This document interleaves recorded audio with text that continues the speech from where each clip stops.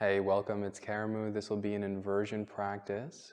We will be working through and towards a shoulder stand.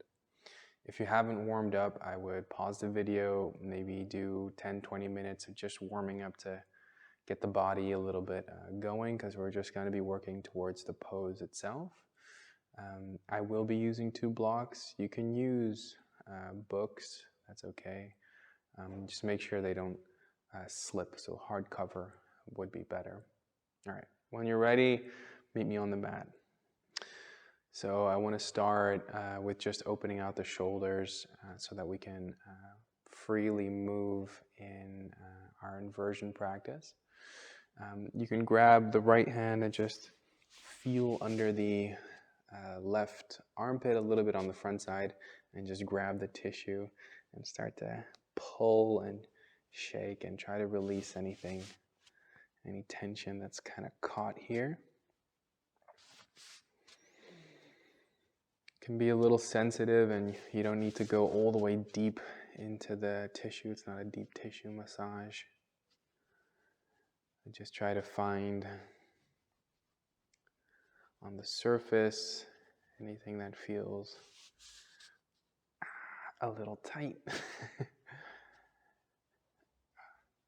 Found something. And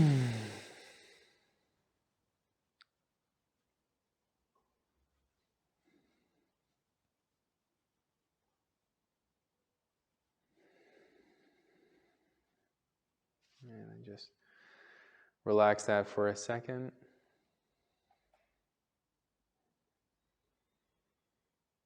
And with the same arm, so that left arm, it can be pointed out, just reaching away from the shoulder. And sometimes the hand needs to be a little bit more forward and or a little bit more back, but just try to feel for yourself what is the right position.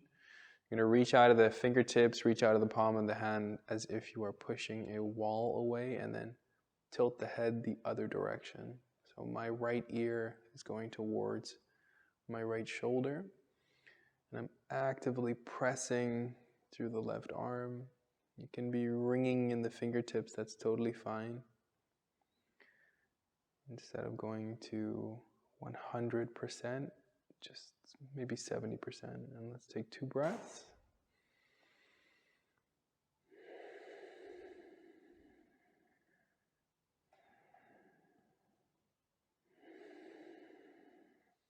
And relax.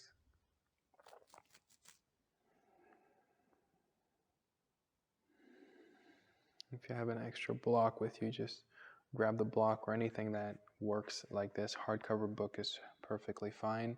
We're going to bring the block in front of the face and the elbows at 90 degrees and just move up and down. So this is the more or less the position that we're looking for with the shoulder stand, the inversion that we're moving to. And I just want you to notice if left or right is any different right now. Hopefully left feels like there's less resistance. Bringing the block as high as you can without closing in the neck and bringing it back down. One more time. All right, let's switch sides. So with the left hand, you can grab on the right side and just find some sensitive spots. You can also move down the chest or across. Even moving into the armpit, it can be a good spot. Whew. A little bit tighter than I thought it would be.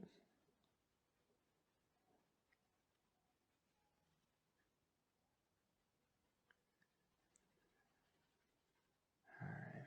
You can release that and then just reach out of the right arm.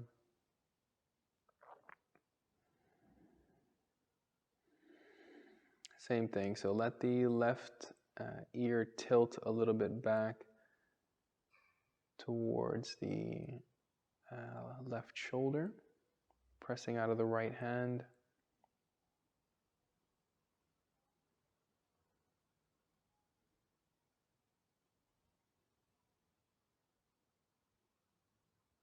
Really reach out of the fingertips, and the more you pull the fingers back, most likely the more tension you'll create.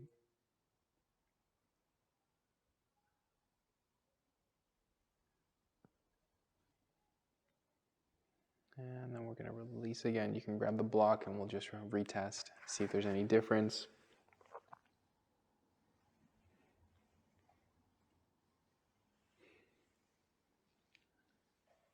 Even just doing this movement is great to wake up the shoulders, keeping the neck as free as possible.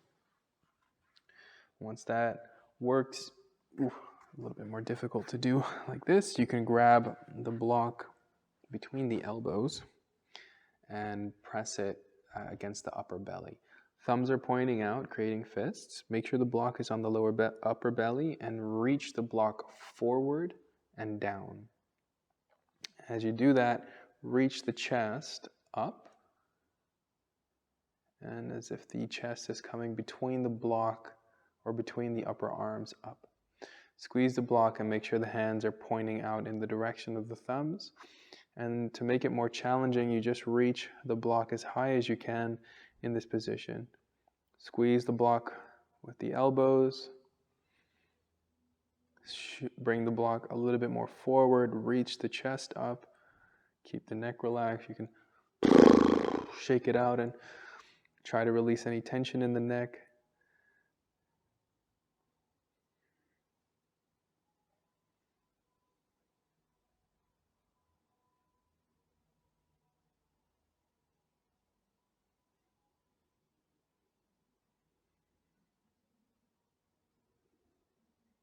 And slowly release.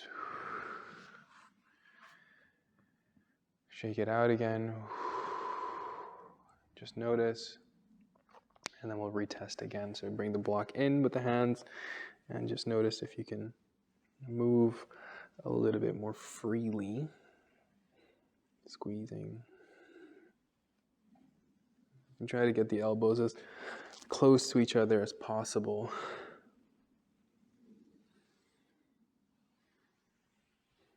All right, one more time. And relax. You can put the block over to the side and keep the hands nice onto the knees. Just get a sense of how the body's feeling.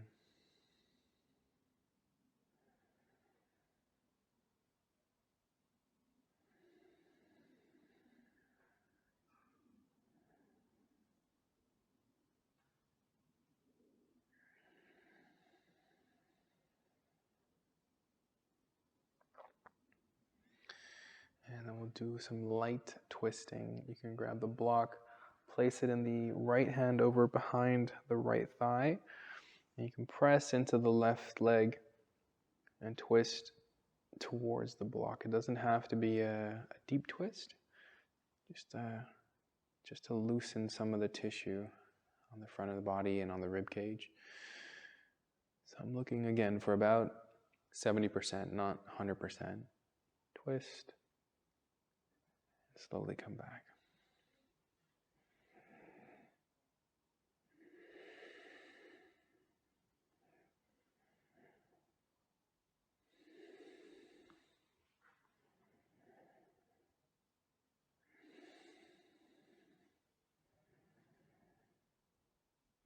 As I'm twisting, also trying to strengthen the legs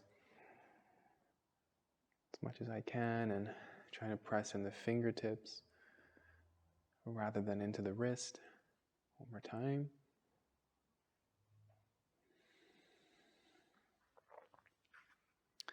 And then we're going to switch sides. Same thing on the other side. There could be a huge difference in each side. That's totally fine.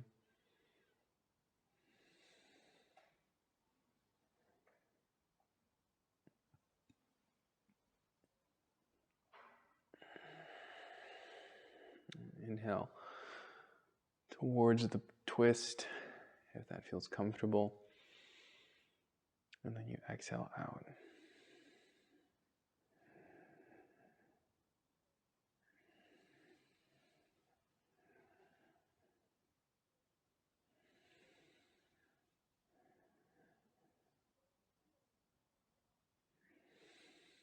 One last time. And slowly come out. You can try one more time with the retesting.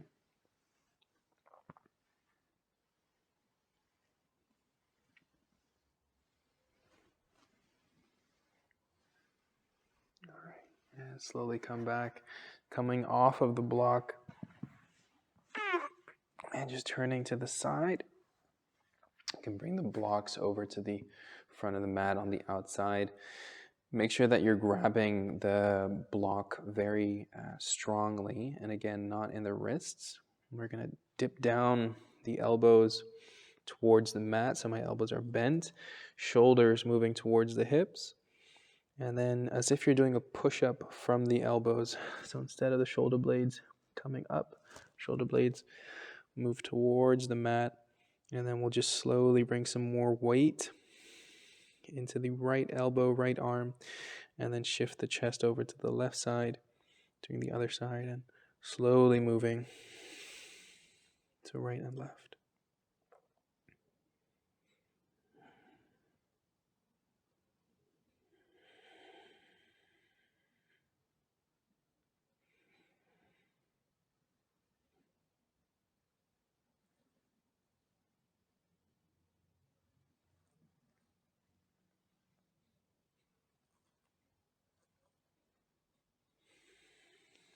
Slowly come out.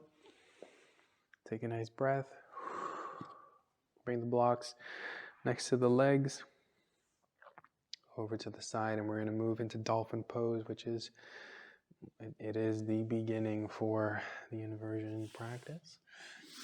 You can wrap the fingertips together and make sure that the bottom pinky is in, not crossed. Slowly come up. You can keep the knees nice and bent if you need it. My head is free from the mat. If you really need to keep it on the floor, that's okay, but not too much pressure on the head.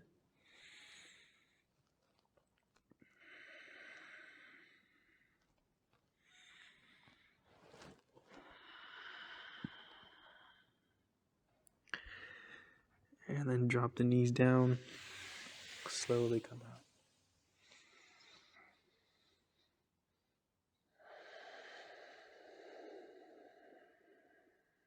Okay, next option is with the feet on the blocks. Knees are still bent. Still trying to breathe.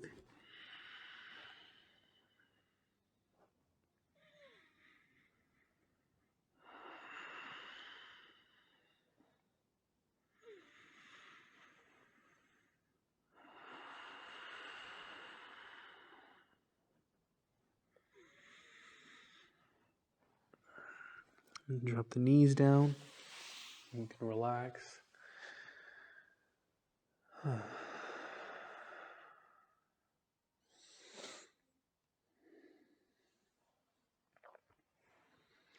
So any one of these variations you can keep doing just to build your way up. We're going to do one more variation with the block flat, and then we'll move into shoulder stand. Or headstand, sorry. So what you'll do here is just try to lift one leg up without moving the hips too far to one side.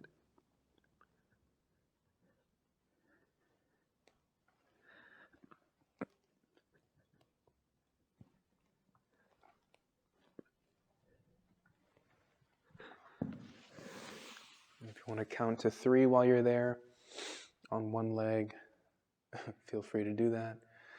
When you're ready, you can slowly come out.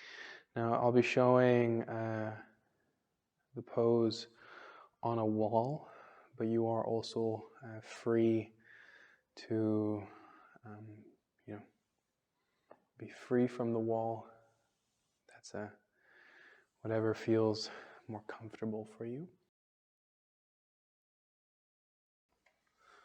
So I'll be showing shoulder stand with my back towards the wall, just because I think it's something that is more comfortable at the beginning.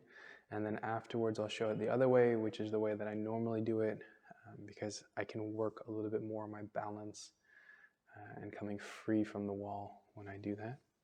So same position. I'll be showing it again, by the way, with the head down. So the reason I don't like calling it headstand is because people put their head on the ground and balance on the head, and I want you to strengthen the shoulders, not necessarily the neck muscles. Not yet, in any case. Head goes into the back of the hands, knees come up, and you can either kick your way up or slowly step, whatever feels comfortable. I have heels on the wall. Lightly have my head on the ground, and you can try to release one leg whenever that feels comfortable. Maybe just holding here. When you're ready, you can come out. I would, by the way, recommend, if you're coming up and down, up and down, up and down, to pause for a moment. To pause for a moment, neutral, like in a child's pose or something. Otherwise it messes with the circulation in the nose and you'll have a blocked nose or a headache for a few days. Okay, another way to come up is a little bit more controlled. You move forward. Whoop. Keeping the knees in, and slowly bring the feet towards the mat, towards the wall. And as you're doing that, the hips will press forward. And then from there,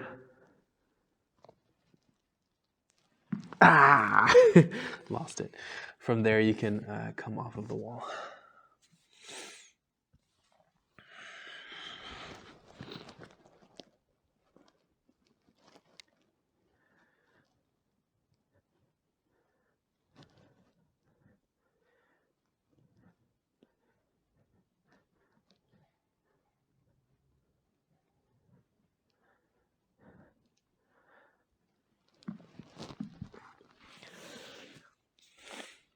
So a great way to start at the beginning. When you're ready to try the other version, this is the one that I usually do. You turn facing away from the wall. And I think this is more freaky because the mind doesn't like falling on the back. Actually, the body doesn't like it either. Yeah, get over it.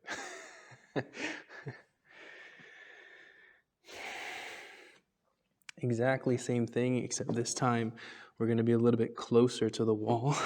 And more often than not, I need to tell people move closer, closer, closer, closer to the wall. So get uncomfortably close towards the wall. You'll lift the hips and bring the feet onto the wall.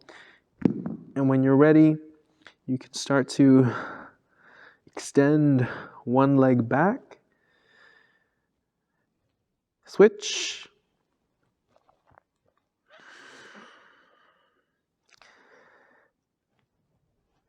Maybe pressing both feet off the wall, or keeping them bent, or bringing them straight, sideways, whatever you feel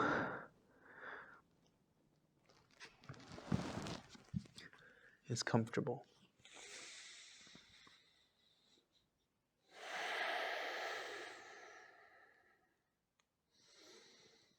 When you're ready, you come out, try to de-stress the shoulders, relax the neck, and then either go into Shavasana or a meditation, and I'll see you in the next practice. Thanks for joining. Namaste.